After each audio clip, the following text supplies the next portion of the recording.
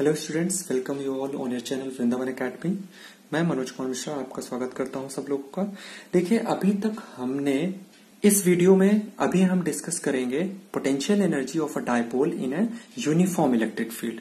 ठीक है, non uniform electric field का केस आप लोगों के सिलेबस में नहीं है, तो उसका डिस्कशन हम यहाँ पे नहीं करेंगे। सिर्फ यूनिफॉर्म इलेक्ट्रिक फील्ड में जो पोटेंशियल होगी इलेक्ट्रिक डायपोल का, वो हम यहाँ पे बात करेंगे। तो अभी तक पोटेंशियल एनर्जी के कॉन्सेप्ट में हमने क्या किया है कि पॉइंट चार्जेस का जो सिस्टम होता है, चाहे वो 2 चार्ज का सिस्टम हो, चाहे 3 चार्ज का सिस्टम हो, चाहे मल्टीपल चार्जेस का सिस्टम हो, उसकी वजह से जो पोटेंशियल एनर्जी होगा वो हमने कहाँ डिस्कस कर लिया? In absence of electric field, in absence of external electric field and in the presence of external electric field, वो हमने डिस्कस कर लिया है। आज हम डिस्कस करने जा रहे हैं कि अगर किसी डायपोल को हम एक यूनिफॉर्म इलेक्ट्रिक फील्ड में पुट कर दें, सपोज कर लीजिए एक डायपोल है, उसको हमने यूनिफॉर्म इलेक्ट्रिक फील्ड में रख दिया। ठीक है, अब अगर वो यूनिफॉर्म इलेक्ट्रिक फील्ड में रखा जाएगा तो उस पर तो कोई ट्रांसलेटरी नेट फोर्स तो लगेगा नहीं जिससे वो ट्रांसलेटरी मोशन करे, लेकिन हाँ उस पे एक नेट कपल लगेगा, मतलब इक्वल एंड अपोजिट फोर्सेस उसके दोनों एंड पे एक्ट करेंगे, दोनों चार्जेस पे, और वो इक्वल एंड अपोजिट फोर्सेस क्या करेंगे, एक कपल प्रोड्यूस करेंगे जिससे वो डायपोल उस इलेक्ट्रिक फील्ड में रोटेट करने लगेगा। अब इलेक्ट्रिक फील्ड में जब हमारा डायपोल रोटेट करेगा तो वहां पे क्या होगा, वो रोटेशन करेगा, एंगुलर डिस्प्लेसमेंट होगा, और जब भी एंगुलर डिस्प्लेसमेंट होता है तो वहां पे टॉर्क की वजह से torque multiplied by angular displacement gives some work. ठीक है, तो यहां पे क्या होगा, वर्क होगा by the rotation of the dipole in electric field, और जो वो वर्क होता है वही यहां पे डायपोल में इलेक्ट्रिक पोटेंशियल एनर्जी के फॉर्म में स्टोर हो जाता है। तो उसी को हम यहां पे देखने जा रहे हैं। तो चलिए स्टार्ट करते हैं। तो देख लीजिए, यहां पे एक electric field, uniform electric field दिखाई गई है। यूनिफॉर्म इलेक्ट्रिक फील्ड लाइन का जो पैटर्न होता है वो इक्वी डिस्टेंस एंड पैरेलल होता है, जो कि यहां पे दिखाया गया है। राइटवर्ड डायरेक्शन में उसकी डायरेक्शन दिखाई गई है। अब इसमें अगर एक डायपोल रख दिया जाए, डायपोल को हम इलेक्ट्रिक फील्ड के अलाइन नहीं रख रहे हैं, उसको एक पर्टिकुलर एंगल पे रख रहे हैं, तो हम मान रहे हैं कि डायपोल को कुछ इस तरीके से यहां पे अरेंज कर दिया गया है, जहां पे नेगेटिव चार्ज ऑफ डायपोल नीचे है, पॉजिटिव चार्ज ऊपर है। इन दोनों के बीच का जो डिस्टेंस है दैट इज 2a हमने कंसीडर किया है for simplicity. And dipole moment vector की जो डायरेक्शन होगी आपको सबको पता है, माइनस चार्ज से प्लस चार्ज की तरफ होगी। तो this is the dipole vector की डायरेक्शन, माइनस टू प्लस। और ये हमारा इलेक्ट्रिक फील्ड है। तो इलेक्ट्रिक फील्ड हॉरिजॉन्टल है, तो एक हम डैश लाइन यहां पे ड्रॉ करते हैं, ये इलेक्ट्रिक फील्ड की डायरेक्शन को रिप्रेजेंट करेगा। तो इस केस में इलेक्ट्रिक फील्ड और डायपोल वेक्टर के बीच में जो एंगल बन रहा है दैट इज थीटा। ठीक है, तो डायपोल वेक्टर और इलेक्ट्रिक फील्ड के बीच में एंगल सपोज कर लीजिए यहां पे थीटा बन रहा है। तो इस पे दो फोर्सेज एक्ट करेंगे। प्लस चार्ज पे जो फोर्स लगता है it is always in the direction of electric field that is plus QE, and minus charge पे जो फोर्स लगता है it is always opposite to the direction of electric field that is minus QE। ठीक है, दोनों magnitude wise equal होंगे लेकिन direction wise opposite होने के कारण यहां पे कपल प्रोड्यूस करेंगे। ये हम पहले भी डिस्कस करते आ रहे हैं। तो इस केस में जो डायपोल मोमेंट होता है that is either charge, magnitude of either charge multiplied by the distance between the charges that is 2a। तो ये हमारा हो जाएगा डायपोल मोमेंट का मैग्नीट्यूड।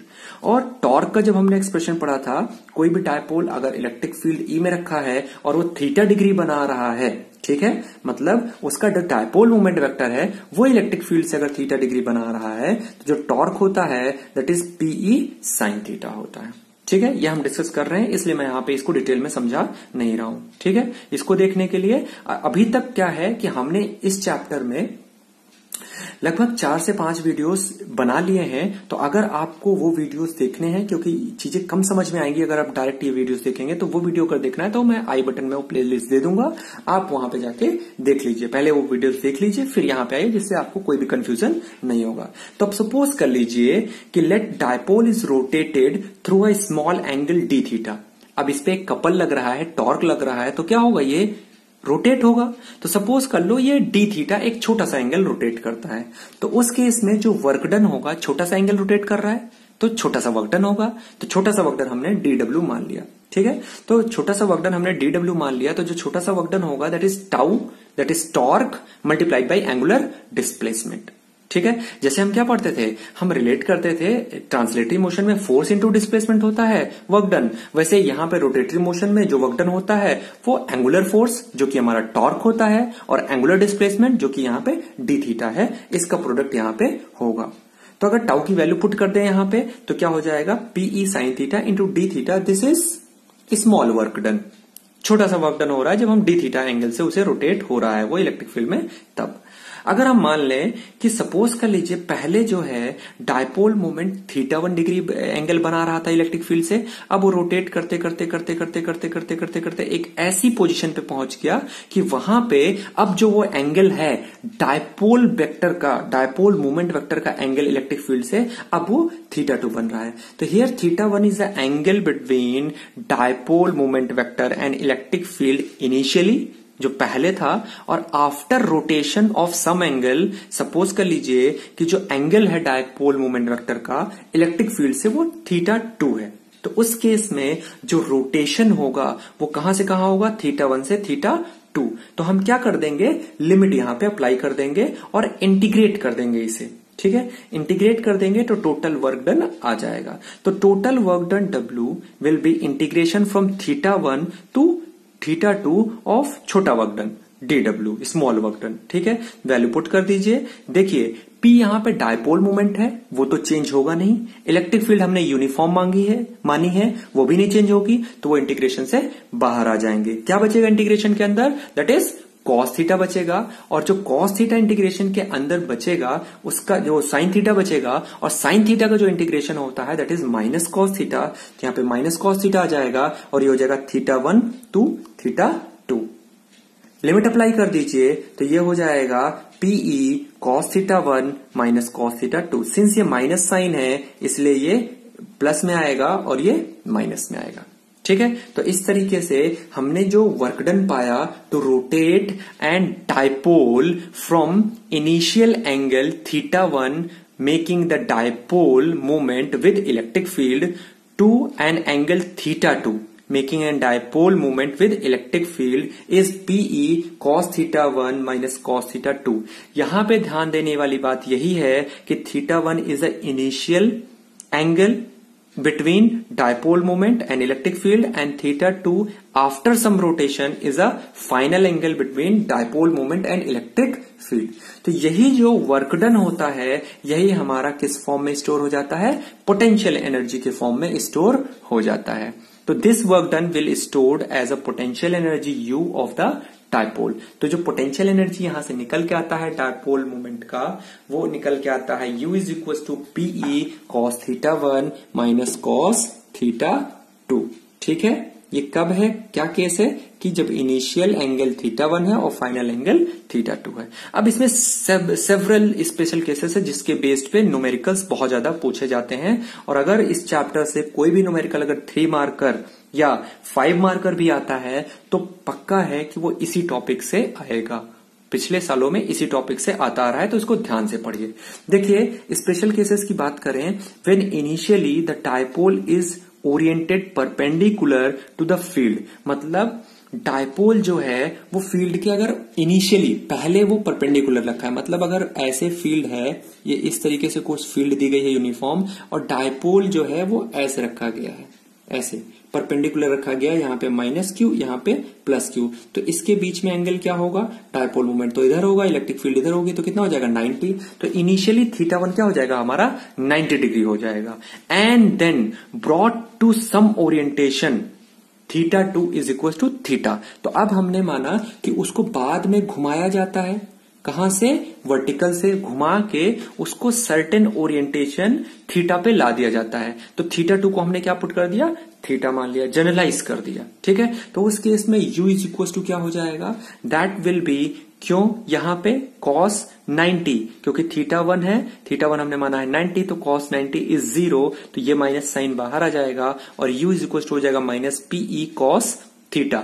अगर कहीं भी cos थीटा आ रहा है और दो क्वांटिटीज हैं जो वेक्टोरियल वेक्टर फॉर्म में होती हैं, मतलब वेक्टर क्वांटिटीज हैं, तो इसका मतलब दोनों का क्या लिया गया होगा, डॉट प्रोडक्ट। तो यहां पे अगर वेक्टर फॉर्म में लिखना है तो p vector dot E vector भी हम इसको लिख सकते हैं इन वेक्टोरियल फॉर्म। तो इसका मतलब क्या है कि अगर कोई भी डायपोल वर्टिकल है, किसके, इलेक्ट्रिक फील्ड के वर्टिकल है, और उसको फिर रोटेट करके एक अलग ओरिएंटेशन पे लाके रख दिया जाता है जहां पे डायपोल मोमेंट और इलेक्ट्रिक फील्ड के बीच का एंगल थीटा है, तो उस केस में जो पोटेंशियल एनर्जी होगी that is will be minus PE cos theta, ये पोटेंशियल एनर्जी होगी। ठीक है, कि पोटेंशियल एनर्जी जो होगी वो ये होगी। क्यों ये आ रही है? क्योंकि चेंज इन पोटेंशियल एनर्जी हम लिखते हैं, तो चेंज इन पोटेंशियल एनर्जी है वो तो ये था कि इनिशियल और फाइनल के बीच में हमने चेंज इन पोटेंशियल एनर्जी, जो वर्क डन होगा वो चेंज इन पोटेंशियल एनर्जी के फॉर्म में लिखा जाएगा। तो ये क्या है? ये चेंज इन पोटेंशियल एनर्जी ही है, वो मैंने पोटेंशियल एनर्जी के फॉर्म में एक्सप्रेस किया है, लेकिन this is a change in potential energy. From theta 1 पे पोटेंशियल एनर्जी क्या है और थीटा 2 पे पोटेंशियल एनर्जी क्या है। ठीक है, तो this is a potential energy. ठीक, अब अगर बात करते हैं कि इसी ओरिएंटेशन से अगर थीटा 0 डिग्री हो जाए, ठीक है, अगर इसी ओरिएंटेशन से अगर रोटेट करके हम कहा लाए हैं, थीटा डिग्री पे लाए हैं, लेकिन अगर मैं रोटेट करके वर्टिकल से डायपोल को रोटेट करते करते करते करते ऐसे लाके रख दूं कि डायपोल वेक्टर और इलेक्ट्रिक फील्ड वेक्टर दोनों पैरेलल हो जाएं, मतलब जो डायपोल वेक्टर है, डायपोल मोमेंट वेक्टर है, वो अलोंग द इलेक्ट्रिक फील्ड हो जाए, मतलब दोनों के बीच में 0 डिग्री बनने लगे, तो उस केस में जो हमारा इलेक्ट्रिक पोटेंशियल होगा that will be minus PE, और ये मिनिमम वैल्यू को रिप्रेजेंट करेगा। और ये जो होगा ये स्टेबल इक्विलिब्रियम के केस को यहां पे रिप्रेजेंट करेगा। क्यों रिप्रेजेंट करेगा? क्योंकि हमने जब वर्क पावर एनर्जी जब पढ़ा था 11th में, तब मैंने वहां पे आपको एक इक्विलिब्रियम की डिफरेंट कंडीशंस बताई थी कि अगर पोटेंशियल एनर्जी को हमने इक्विलिब्रियम से रिलेट किया था और बताया था कि अगर पोटेंशियल एनर्जी मिनिमम होगी तो स्टेबल इक्विलिब्रियम होगा, पोटेंशियल एनर्जी मैक्सिमम होगी तो अनस्टेबल इक्विलिब्रियम होगा, और पोटेंशियल एनर्जी अगर 0 होगी तो उस केस में न्यूट्रल इक्विलिब्रियम होगा। तो इस केस में u is equal to minus PE आता है जो कि मिनिमम वैल्यू है, तो उस केस में क्या हो जाएगा, हमारा स्टेबल इक्विलिब्रियम का केस होगा। इसका मतलब अगर डायपोल अलोंग द डायपोल इस तरीके से रखा है कि उसका जो डायपोल मोमेंट वेक्टर है वो अलोंग इलेक्ट्रिक फील्ड है, तो उस केस में स्टेबल इक्विलिब्रियम को वो रिप्रेजेंट करेगा, और जो उस केस में पोटेंशियल एनर्जी होगा दैट इज माइनस पीई होगी। अब नेक्स्ट थर्ड केस देखते हैं, when theta is equal to 180, मतलब वर्टिकल से रोटेट करते करते करते करते जो डायपोल मोमेंट वेक्टर है उसकी डायरेक्शन इस तरीके से ला दिया गया है, इस तरीके से डायपोल को अरेंज किया गया है कि dipole moment vector electric field के जस्ट अपोजिट है, मतलब इलेक्ट्रिक फील्ड अगर इधर है तो डायपोल मोमेंट वेक्टर इधर हो गया। इस तरीके से अरेंज कर दिया जाए तो उस केस में cos 180 इज इक्वल टू -1 होता है, तो जब यहां पे पुट करेंगे cos 180 तो माइनस माइनस प्लस हो जाएगा, और जो पोटेंशियल एनर्जी निकल के आएगी that is plus PE. This is the maximum value of potential energy, और इसलिए ये अनस्टेबल इक्विलिब्रियम को रिप्रेजेंट करेगा। अगर theta is equal to 90 degree हो जाए, ठीक है, theta is equal to 90 degree हो जाए, तो उस केस में potential energy u is equal to क्या होगा, 0 डिग्री, 0 होगा। क्यों? क्योंकि cos थीटा क्या हो जाता है, cos 90 क्या होता है, 0 होता है, तो इस केस में 0 पोटेंशियल एनर्जी का कॉन्सेप्ट आएगा। इसका मतलब ये क्या है, न्यूट्रल पोटेंशियल को रिप्रेजेंट करेगा। फिफ्थ केस देख लीजिए, ये एक स्पेशल केस है। अभी तक क्या कर रहे थे हम, वर्टिकल में अलाइन कर रहे थे इनिशियली किसको, डायपोल को, ठीक है, और उसको रोटेट कर रहे थे। लेकिन अगर हम इनिशियली जो डायपोल है उसको इस तरीके से अरेंज करें कि जो थीटा 1 है, मतलब इनिशियली जो एंगल है वो 0 डिग्री हो, मतलब dipole moment vector electric field के अलोंग हो, इस तरीके से हमने डायपोल को इनिशियली रख दिया गया है कि डायपोल मोमेंट वेक्टर जो है वो इलेक्ट्रिक फील्ड के अलोंग हो, तो उस केस में अगर हम उसको वहां से थीटा डिग्री रोटेशन देते हैं,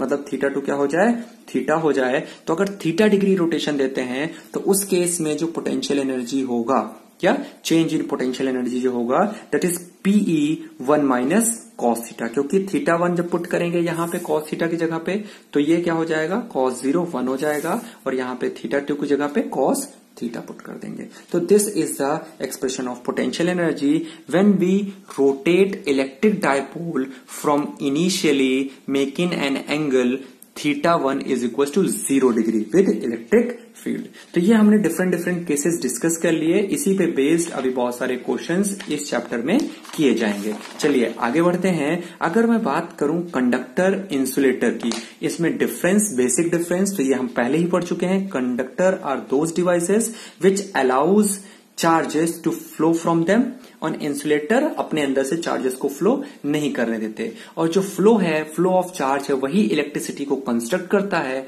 इसलिए कंडक्टर से इलेक्ट्रिसिटी पास होती है जबकि इंसुलेटर से पास नहीं होती है। और इन दोनों का जो रीजन है क्यों ऐसा होता है, it is due to free and bound charges. Since conductor में फ्री चार्जेस पाए जाते हैं जिनकी वजह से करंट फ्लो होती है, जबकि इंसुलेटर में फ्री चार्जेस नहीं पाए जाते। वहां पे जो चार्जेस होते हैं वो बाउंड नेचर के होते हैं, इसलिए वो वहां से करंट फ्लो नहीं होती है। ठीक है, तो फ्री इलेक्ट्रॉन या फ्री चार्जेस के बेसिस पे हम कंडक्टर और इंसुलेटर को डिवाइड या डिफरेंशिएट कर सकते हैं। अब पिछले चैप्टर्स और इस चैप्टर के बेसिस पे कुछ हमने बिहेवियर देखा कंडक्टर का इन इलेक्ट्रोस्टैटिक्स, जितने भी अभी तक हमने पढ़ाई की उसके बेसिस पे कुछ कंडक्टर का बिहेवियर है वो यहां पे हम डिस्कस कर रहे हैं, क्योंकि नेक्स्ट वीडियो जो आएगा वो कैपेसिटेंस पे आएगा, और जो कैपेसिटेंस को समझने के लिए हमें कंडक्टर का बिहेवियर पहले से पता होना चाहिए। तो चलिए रिकॉल कर लेते हैं। तो net electric field is 0 inside the conductor. जब हम इलेक्ट्रिक फील्ड पढ़ रहे थे तब मैंने बताया था कि अगर कोई कंडक्टर हो तो उसके अंदर जो इलेक्ट्रिक फील्ड होती है वो क्या होती है, 0 होती है। Second point, just outside the surface electric field is perpendicular to the surface of the conductor. तो अगर जस्ट आउटसाइड की बात की जाए, मतलब कोई कंडक्टर है उसके जस्ट आउटसाइड अगर इलेक्ट्रिक फील्ड की डायरेक्शन देखी जाए तो वो हमेशा सरफेस पे, उस पर्टिकुलर पॉइंट पे हमेशा सरफेस के परपेंडिकुलर होती है। अगर पॉजिटिव चार्ज होगा तो बाहर की तरफ, नेगेटिव चार्ज होगा तो अंदर की तरफ। थर्ड पॉइंट की अगर बात करें तो net charge inside the conductor is 0। हमेशा जो चार्ज होता है, net charge inside the conductor, वो हमेशा 0 होता है, क्योंकि कोई भी चार्ज अगर हम बाहर से देते हैं एक्सेस चार्ज, तो हमेशा कहां पे फैलता है, कहां पे रिसाइड करता है, सरफेस ऑफ कंडक्टर पे। इसको स्किन इफेक्ट ऑफ कंडक्टर भी कहते हैं, कि हमेशा जो चार्ज होगा वो कंडक्टर के स्किन पे फैलेगा, मतलब उसके सरफेस पे फैलेगा। ठीक है। फोर्थ पॉइंट की बात करें तो potential is constant with in and on the surface of conductor. तो कंडक्टर के सरफेस की बात करें या कंडक्टर के अंदर की बात करें, हमेशा पोटेंशियल कांस्टेंट होता है। जो सरफेस पे ही पोटेंशियल होता है वही उसके थ्रू आउट इंटीरियर रीजन में कहीं भी कोई भी पॉइंट लिया जाए, चाहे उसके सेंटर पे ही लिया जाए, पोटेंशियल उतना ही होता है। That is KQ upon capital R, where capital R is the radius of conductor. ठीक है, तो potential inside the conductor constant होता है, जबकि इलेक्ट्रिक फील्ड क्या होती है, 0 होती है। ठीक है, अगर हम फिफ्थ पॉइंट की बात करें तो electric field at the surface of charge conductor is proportional to surface charge density. मतलब सरफेस चार्ज पे, मतलब कोई भी कंडक्टर है उसके सरफेस पे अगर इलेक्ट्रिक फील्ड हमने देखा था तो उसको अगर चार्ज डेंसिटी के टर्म में एक्सप्रेस किया जाता तो उसकी जो वैल्यू निकल के आई थी हमेशा क्या आई थी, सिग्मा अपॉन एप्सिलॉन नॉट।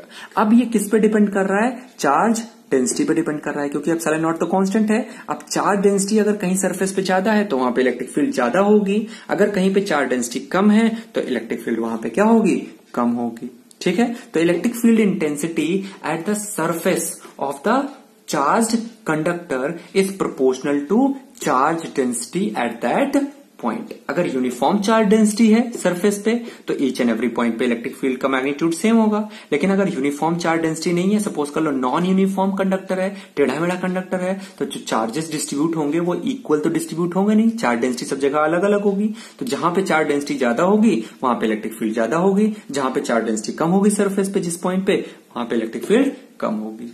अब सिक्स पॉइंट देखें तो electric field E is equal to 0 in the cavity of a hollow charge conductor. What is cavity? तो कैविटी इज नथिंग बट कि अगर कोई एक कंडक्टर है वो थोड़ा सा थिक है, सपोज कर लो एक स्फेरिकल कंडक्टर है या एक 3D कंडक्टर है, वो थोड़ा सा थिक है, लेकिन उसके बीच में एक मटेरियल नहीं है, मतलब कंडक्टर जिस भी मटेरियल का बना है उस मटेरियल का वहां पे रीजन एक फ्री है, फ्री फ्रॉम दैट मटेरियल है।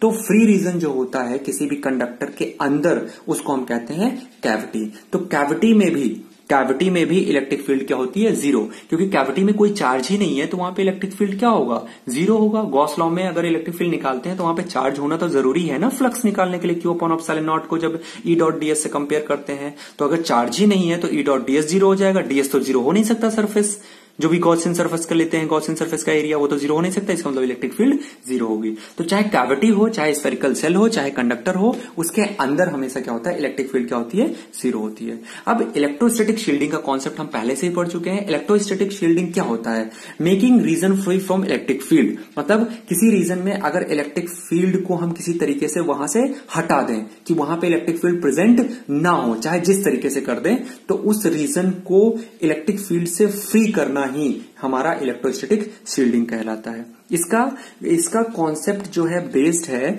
एक स्फेरिकल कंडक्टर में। कंडक्टर के अंदर या कैविटी के अंदर जो इलेक्ट्रिक फील्ड होती है वो क्या होता है, जीरो होता है। इसलिए क्या करते हैं, अगर इलेक्ट्रोस्टैटिक शील्डिंग करना है, किसी चीज को ऐसे प्रोटेक्ट करना है इलेक्ट्रिक फील्ड से, तो उसको क्या करते हैं, चारों तरफ से मेटेलिक बॉडी या चारों तरफ से कंडक्टर से ढक देते हैं। कंडक्टर से ढक दिया चारों तरफ से तो कंडक्टर के अंदर तो इलेक्ट्रिक फील्ड होगी नहीं, तो वो जो मटेरियल ढका होगा उस पर इलेक्ट्रिक फील्ड का कोई भी इफेक्ट नहीं होगा। इसलिए कहा जाता है कि डिफरेंट नेचुरल फिनोमिनाज हैं कि अगर बारिश हो रही है, बहुत तेज तड़क रही है बिजली, बहुत तेजी से आ रही है, तो आप अपने कार में ही बैठे रहें, क्योंकि कार मेटलिक बॉडी की होती है। तो वो क्या होगा, अगर बिजली कहीं गिरती है तो उसकी वजह से जो इलेक्ट्रिक फील्ड प्रोड्यूस होगी वो आपको इफेक्ट नहीं करेगी, क्योंकि आप पे क्या है, इलेक्ट्रोस्टैटिक शील्डिंग की गई है। ऐसे बहुत सारे चीजें हैं। किसी भी इलेक्ट्रॉनिक ऑपरेटर्स को अगर इलेक्ट्रिक फील्ड से बचाना है तो उसको कंडक्टर से क्या कर देते हैं, चारों तरफ से ढक देते हैं। तो ये सारी चीजें हैं जो हमने यहाँ पे पढ़ी हैं। अब इलेक्ट्रोस्टैटिक पोटेंशियल में जितनी भी चीजें हमने पढ़ी थी उसका एक शॉर्ट रिवीजन मैंने यहाँ पे बनाया हुआ है,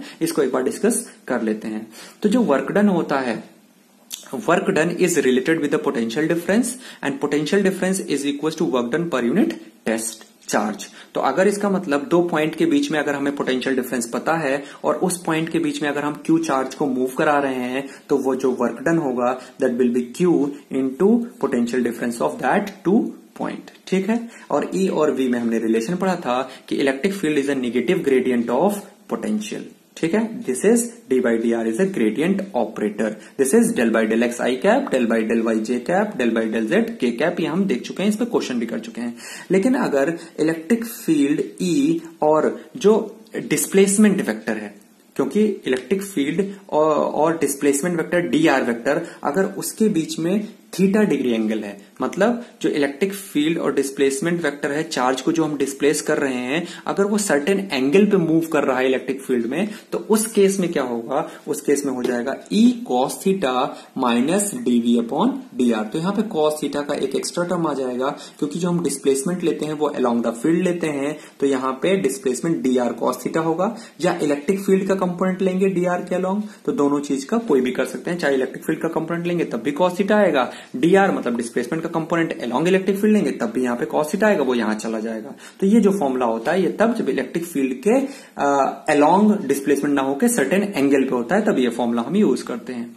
अब हमने पढ़ा था कि जो पोटेंशियल डिफरेंस है, अगर इलेक्ट्रिक फील्ड दिया हुआ है और इलेक्ट्रिक फील्ड जो है वो वेरिएबल नेचर का है, ये जो फॉर्मूले यूज होते हैं ये तब यूज होते हैं जब वेरिएबल नेचर का नहीं होता है इलेक्ट्रिक फील्ड। लेकिन अगर वेरिएबल नेचर का है इलेक्ट्रिक फील्ड और कहा जाए पोटेंशियल डिफरेंस निकालो दो पॉइंट के बीच का, तब हम क्या करेंगे, ई डॉट डी आर करेंगे और उसको इंटीग्रेट करेंगे ए टू बी, जहां से हम जहां जा रहे हैं, initial point two final point. ठीक है। तो यहां पे ये इंटीग्रल, इसको हम कहते हैं लाइन इंटीग्रल। तो potential difference is a negative of line integral of electric field from one point two other point.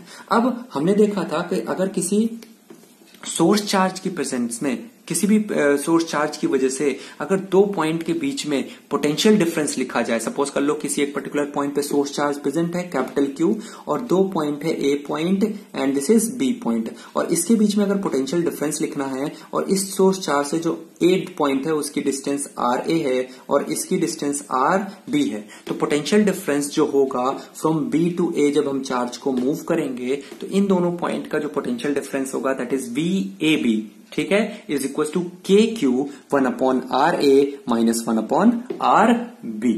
ठीक है, जब हम चार्ज को कहां से कहां मूव कर रहे हैं, व्हेन बी एट इनफाइनाइट हो जाएगा, तो यहां पे जब चार्ज को हम कहां से बी से ए मूव कर रहे हैं, this is final point, this is initial point. लेकिन अगर हम चार्ज जैसे बी से ए ला रहे हैं, अगर यही चार्ज जो हम बी से ला रहे हैं उसको हम इनफाइनाइट से लाने लगे, मतलब बी पॉइंट अगर इनफाइनाइट पे हो जाए, तो पोटेंशियल एट इनफाइनाइट हम जीरो कंसिडर करते हैं। तो उस केस में ये जो वी हो जाएगा, यहाँ जो पोटेंशियल होगा बीबी, ये B A B is equal to V A minus BB, तो वीबी क्या हो जाएगा, जीरो हो जाएगा। तो सिर्फ यहाँ पे क्या बचेगा, वी ए बचेगा। तो उस पर्टिकुलर पॉइंट, अगर वी ए जो है उस पर्टिकुलर पॉइंट को पी कह दें, तो potential at that particular point P will be के टाइम्स क्यू अपॉन आर ए या आर, क्योंकि आर भी क्या हो जाएगा, इनफाइनाइट, तो 1 अपॉन इनफाइनाइट 0 हो जाएगा। तो इस तरीके से किसी एक पर्टिकुलर पॉइंट पे हम पोटेंशियल निकालते हैं with the help of potential difference. अब आगे बात करते हैं पोटेंशियल ड्यू टू डायपोल। तो पोटेंशियल ड्यू टू डायपोल में जनरल एक्सप्रेशन में हमने देखा था V इज इक्वल टू के P R square minus A square. लेकिन यहीं पे अगर एक अप्रोक्सीमेशन लगा दें कि R is very very greater than A, तो जो पोटेंशियल हो जाता है V इज इक्वल टू के P upon r square. Equatorial point पे जो हमने पोटेंशियल देखा था वो 0 देखा था। जनरल पॉइंट पे जो पोटेंशियल देखा था Vp इज इक्वल टू के p cos theta upon r square, और इसको जब वेक्टोरियल फॉर्म में लिखा था तो ये k p dot r vector upon r cube था। हेंस यहां पे जो थीटा है, it is angle between dipole moment P and electric field E के बीच में ये एंगल यहां पे थीटा दिया गया है। ठीक है, तो चलिए आगे बढ़ते हैं। Potential due to spherical shell. Potential due to spherical shell देखा था, तो हमने देखा था कि पोटेंशियल सरफेस पे और इनसाइड द स्फेयर सेम रहता है, और that is k q upon capital r, where r capital r is the radius of the sphere. लेकिन जैसे ही हम स्फेयर के बाहर जाते हैं, वैसे ही पोटेंशियल का वेरिएशन शुरू हो जाता है, and it is inversely proportional to the distance from the centre of the sphere. ठीक है, जैसे जैसे सेंटर ऑफ स्फेयर से डिस्टेंस बढ़ती जाएगी, वैसे वैसे हमारा पोटेंशियल डिक्रीज करता जाएगा हाइपरबोलिक मैनर में। ठीक है, पोटेंशियल एनर्जी का कॉन्सेप्ट हमने अभी पिछले ही वीडियो में देखा है कि potential energy is equal to minus of work done by electric force, that is conservative force, and is equal to plus of work done by external force. ये दो चार्ज सिस्टम के लिए जब वहां पे एक्सटर्नल इलेक्ट्रिक फील्ड ना हो तो उसके लिए होता है। ये 3 चार्ज सिस्टम के लिए जब कोई भी एक्सटर्नल फील्ड ना हो। ये 2 चार्ज सिस्टम के लिए है जब कोई वहां पे ऑलरेडी एक्सटर्नल चार्ज प्रेजेंट हो या एक्सटर्नल फील्ड ऑलरेडी प्रेजेंट हो। तो इस तरीके से हमने सारा कॉन्सेप्ट देख लिया है। क्या सारा इलेक्ट्रिक पोटेंशियल और इलेक्ट्रिक पोटेंशियल एनर्जी से रिलेटेड जितने भी कॉन्सेप्ट थे सब हमने देख लिए हैं। अब इस पे एक न्यूमेरिकल पार्ट में, नेक्स्ट पार्ट जो होगा उसमें डिफरेंट टाइप के न्यूमेरिकल्स हम सॉल्व करेंगे जो बोर्ड में आए हुए हैं, और जो बोर्ड में नहीं भी आए हुए हैं, जो काफी ज्यादा इंपॉर्टेंट हैं, कॉन्सेप्चुअल हैं, वो सारे न्यूमेरिकल नेक्स्ट पार्ट में डिस्कस करेंगे। And then after that we will start capacitance. तो तब तक स्टे ट्यून्ड, और अगर आपको वीडियो पसंद आ रहा है तो लाइक कीजिए, चैनल को सब्सक्राइब कर लीजिए for further notification, and videos को शेयर करिए। Thank you and take care.